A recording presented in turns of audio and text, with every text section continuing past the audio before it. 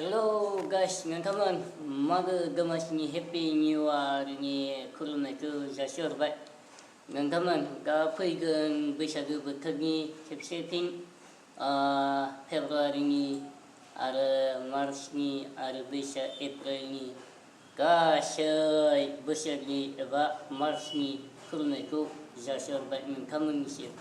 Teman-teman, ang dayo mayo gempay komputer plus banyak komputer ani di studio mo gempay ani komputer studio mo. So teman-teman anggang teman jiro ji bagi mana dilai